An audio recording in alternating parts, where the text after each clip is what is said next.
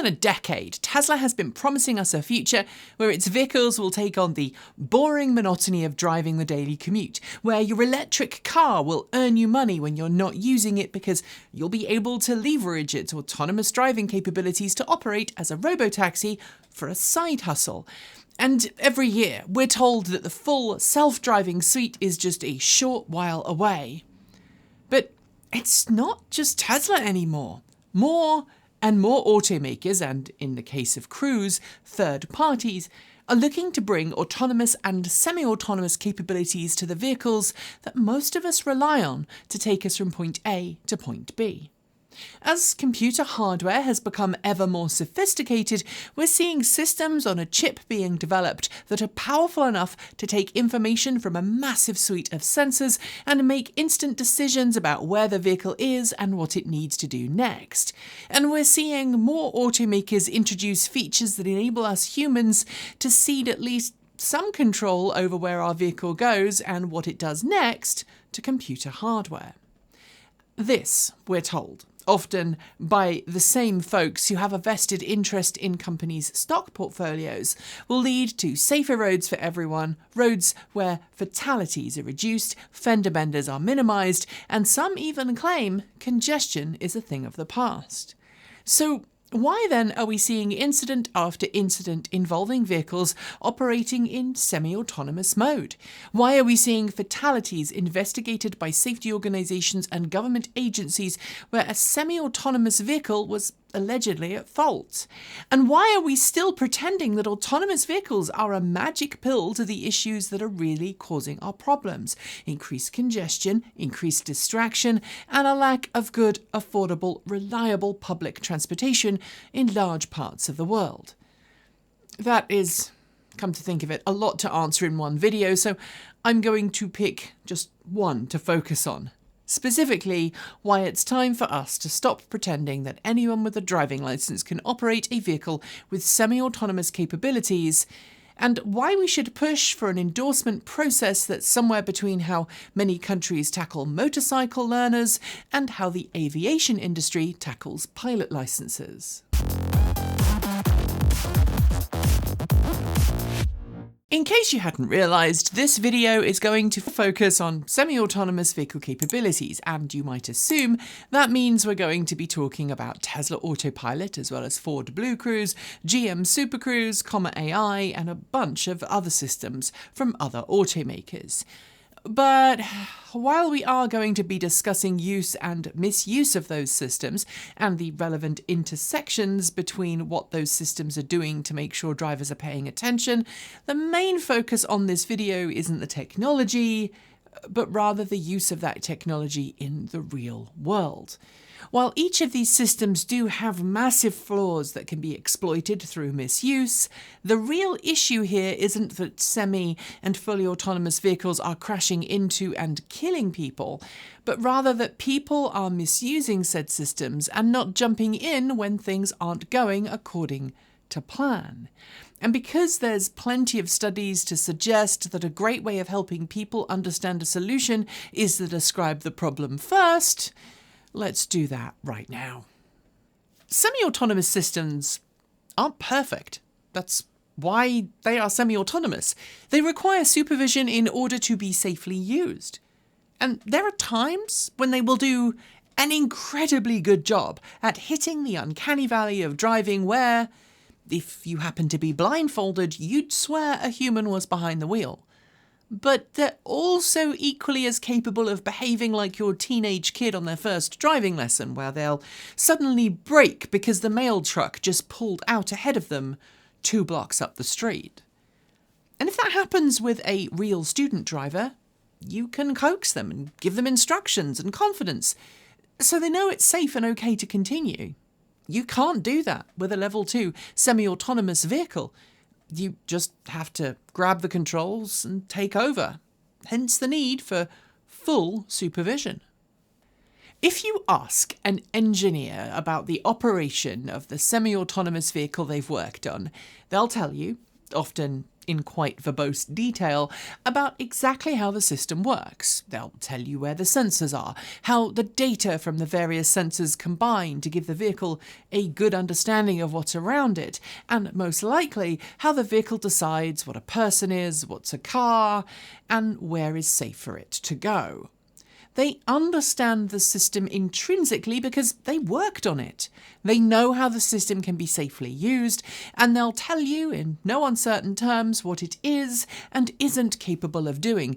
All of their testing will have been based on that understanding, and while yes, testing will have been undertaken in which someone is either instructed to use the system incorrectly to check safety features like driver attentiveness monitoring, or is asked to use it without any instruction to see how intuitive it is, those testing cycles are still informed.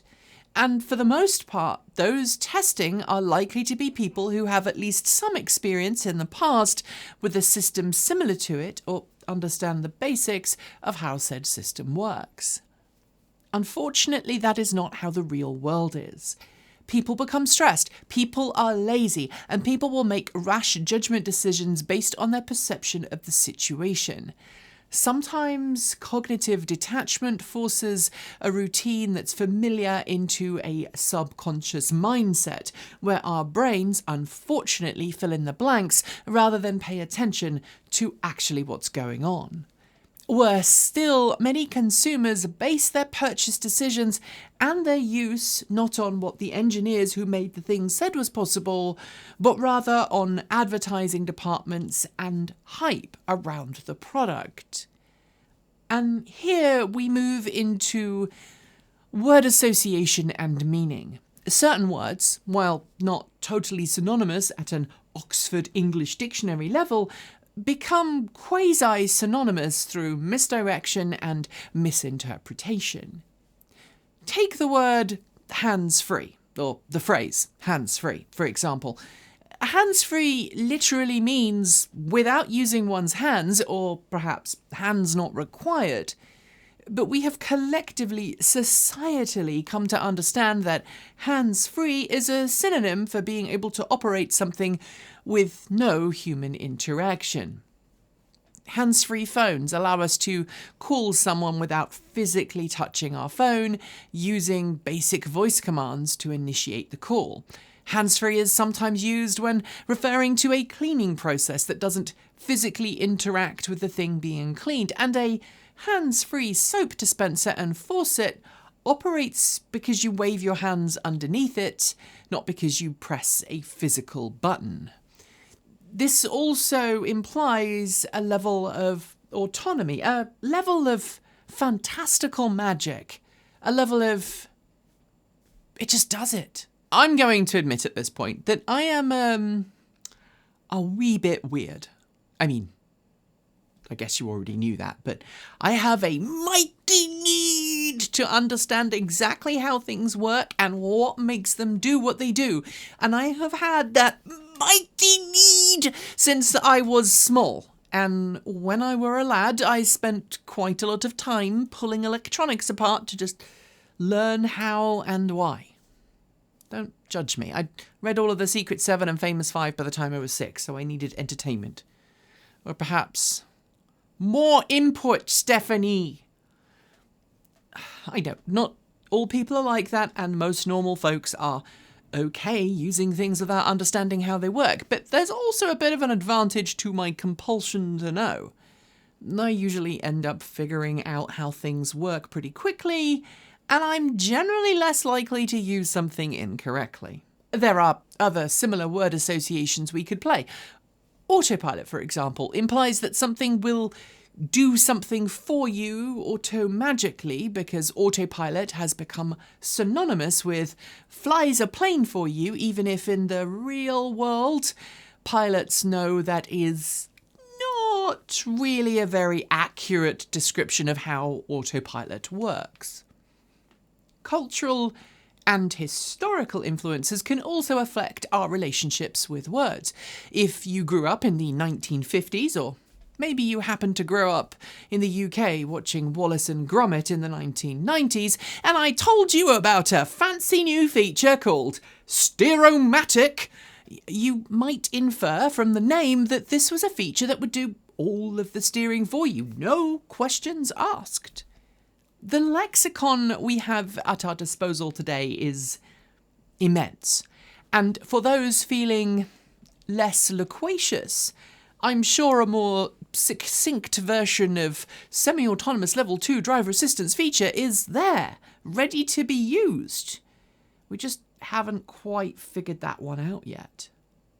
All it takes is one poorly informed salesperson, a misunderstanding between friends talking about a car's technology, or an advertising slogan that wasn't that carefully thought through. And we find ourselves in a position where people assume things are capable of something they're not, or that something is what it isn't.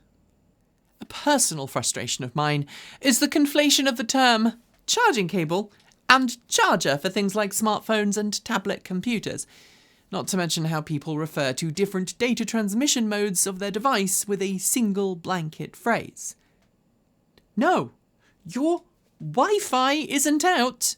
You're actually out of cell phone transmission range. I generally feel some kind of pedantic old woman vibes when I gripe about these differences, and if I'm really honest, those conflations, they don't hurt anyone. But when it comes to autonomous and semi-autonomous vehicle operation, those kind of mistakes can. And they hurt you more than just putting biodiesel into the fuel tank of a gasoline car. This misdirection, misinformation, or frankly just plain ignorance is the root cause of the majority of the accidents we are hearing about today. Of course, some might say it's disingenuous to bring attention to this issue because, according to Tesla's own data, vehicles with semi-autonomous driver assistance features are safer than human-driven vehicles, and thus we should, at least according to some commentators, take the incidents we're hearing about as statistical outliers, data that doesn't follow the bell curve of the safer vehicles that semi-autonomous systems bring about. However, as Kate has pointed out in a video on this channel, link in the down below, there are some issues concerning how that data is compared to statistical averages in a not quite apples-to-apples way. But I also don't want this to be a discussion of how semi-autonomous systems are bad and evil, because they're not. They are functional tools that, yes, can improve our road safety, provided we follow the rules those systems are expecting to operate under. When autonomous driving was still in its infancy, plenty of self-driving experts noted that they weren't keen on seeing semi-autonomous vehicles hit the roads because, frankly, the semi-bit of semi-autonomous, i.e. us being there, ready to take over, was the biggest flaw in the whole system. Plenty of commentators and academics alike noted that semi-autonomous systems have the same flaws as regular old cruise controls. The ugly bags of mostly water behind the wheel. In case you hadn't guessed, I concur with that wholeheartedly, which brings me to what I think we now need to see globally in order to ensure that lazy and or misinformed humans don't spoil the future of self-driving vehicles, be they a personal transportation solution, public buses, or something else. First, let's talk about driver privileges. I know this will be unpopular, but for many countries around the world, driver education is woefully inadequate. I've talked at length before about my US driving test and my US motorcycle test and how terribly I perceived that I performed in both and how little that impacted my test results. I talked to other expats from other countries where driving tests and road education as a whole are much more comprehensive than that in the US, and they agree. Driver's education is failing in many parts of the world. Contrast that to flying, where people have to not only get a basic pilot's license, but then supplement that license with specific tests for specific uses. If you want to become a commercial pilot, you have to complete extra training. If you want to be able to use certain types of plane, you require extra training. And if you want to be able to fly in poor weather conditions or at night, you need to take another test to make sure you're capable of understanding the literal myriad of instruments that make IFR flight possible. These rules don't mean that someone who meets all of the criteria and passes all of the tests is going to be a perfect pilot. Sadly, that's far from the truth, but it means that they're more likely to be safe in the air. And there's a reason why air travel is one of the safest forms of travel out there. Those safety checks and balances are there for a reason. When someone tries to short-circuit those training requirements and license requirements like, I don't know, an airplane company shoehorning a new pilot assistance system in a not quite a brand new airplane just so they don't have to get pilots retrained, bad things happen. But it's not just the airline industry. In many countries around the world, if you want to get onto a motorcycle, you need to go through a succession of tests designed to evaluate your skill level at keeping yourself and others safe while you ride. Many countries don't let you get onto a 1-litre sports bike and splat yourself on a wall one day because they like you, and they would much rather that you stick around and learn to safely ride before you can graduate onto something that can hit freeway speeds in less time than it just took me to say, hit freeway speeds. In some countries, there are even limits on new drivers, preventing them from driving super powerful cars or curtailing their night driving until they've completed an initial probation. Many people will view this as a personal infringement on their liberties, but others will view it as what it actually is, a way to reduce accidents and encourage good driving and riding behaviours in newly passed riders and drivers. I could go on. In some countries, gun ownership requires training and certification more than in others, and in the nations with better training and better education of their firearm-owning citizens, well, there tends to be fewer accidents, fewer deaths, and fewer nasty things happening. Basically, it doesn't matter if we're talking about gun ownership, safer sex, or proper semi-autonomous driver assistance use. The more trained and informed the person, the more likely it is that they will make smart choices. To this point in history, the auto industry has self-regulated to some extent when it comes to semi-autonomous features, with a wide variety of different terms and activation methods used. No two automakers currently have an identical system, and again, with no hard and fast rules from regulators, things are a little like the world the surface dwellers inhabit in Fallout. A mess. Albeit a mess with fewer ghouls. So here's my solution. First, automakers need to work with legislators to come up with standardised terminology and framework for the systems they have in their cars. Words like Autopilot and full self-driving need to be retired and replaced with more accurate phrases that portray what a car really does. And to be fair to Tesla, it recently made a step in the right direction by adding the word supervised onto the end of FSD. But I think the industry as a whole, not just Tesla, can do a whole lot better.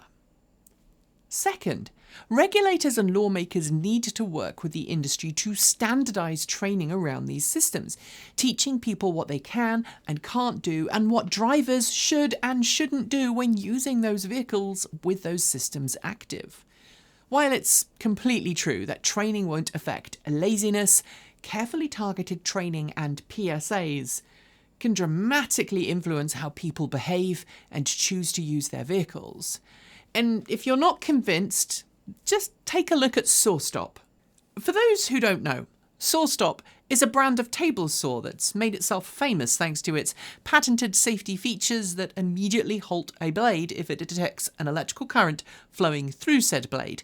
It has saved hundreds of thousands of people's fingers over the year, but perhaps is best known for its hot dog marketing trick, where hot dogs are placed into the blade's path, triggering the blade's safety brake and stopping the blade dead without tearing the hot dog apart. That marketing campaign, not to mention its extensive safety program teaching people how to use a SawStop safely, has helped make the woodshop a much safer place to be. If SawStop can single-handedly improve accident statistics in the woodshop, carefully planned training should be able to do the same thing in the automotive industry. Teaching and showing people what semi-autonomous systems can and can't do, homogenizing how they operate, making sure basic safety protocols exist to check that the driver is actually paying attention, and making sure people understand the difference between hands off, eyes up and hands off, eyes down will make the road an inherently safer place. And finally, if you take a test on safely operating a level 2 driver assistance feature and you fail, then, well, you're not ready to let the car drive for you. If you take the test, you pass, and then you choose to misuse it, the onus is on you, the driver, not the automaker, just as it would be for a drunk driver or any other careless misuse of tech at the wheel. In those particular situations, using that framework, a guilty driver would deserve everything the law could throw at them, since they tested and were proven knowledgeable on the system and its limitations. Of course, systems like this change dramatically over time, and under this kind of setup, every 5 to 10 years or so, people would maybe require recertification. But I don't think that's exactly a massive issue, is it? I mean, other licensing bodies seem to be able to retest without any concerns. And when it comes to semi-autonomous operation, a simple, virtually administered test would be sufficient, since you're testing knowledge of the system and its limitations and correct operation first and foremost.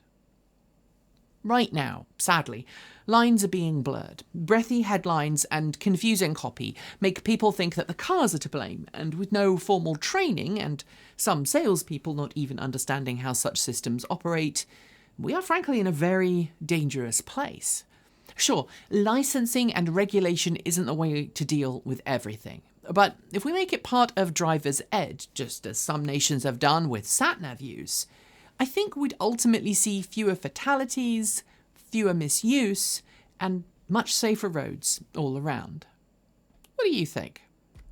Thanks for joining me today, and if you've got thoughts, make sure you leave them below in our Discord chat room, or you can reach out to us on Mastodon. Thanks to the amazing list of people scrolling by on your screen right now. They are some of the more than 1,500 people that help make this channel possible by funding it through Patreon and YouTube, covering our bills, paying our team, and making sure we can be 100% independent. If you'd like to join them and see your name listed here, just follow the links below. There are a range of different tiers you can sign up for, from as little as $1 a month, or if you pay yearly, $10.08 a year. A massive welcome to our newest supporters, Ralph Koenig, Mr. Eldritch, Dwayne Adiger, and Corey Singletray. To join our list and get your shout out, become a paid Patreon member for your week of fame. If you'd like to support us with a one-off donation, you'll also find links below to make Ko-fi and Bitcoin donations, and we even have an old-fashioned PO box you can reach us at. The address is listed below. And of course, if you're in need of some swag, you'll find our swag store link in the down below as well. This month, we are celebrating Wrangling EV FUD with a fantastic t-shirt design by our in-house artist and animator, Erin. Get yours today by heading to our Redbubble store. We've got some great content coming up, so make sure you're subscribed on PeerTube or YouTube, and we'll see you soon. We make new videos every Monday, Wednesday, Friday, Saturday, and Sunday. If you want more, the mighty algorithm thinks you'll like this video, but we also think that this one it's well worth a look. See you soon, and as always, keep evolving!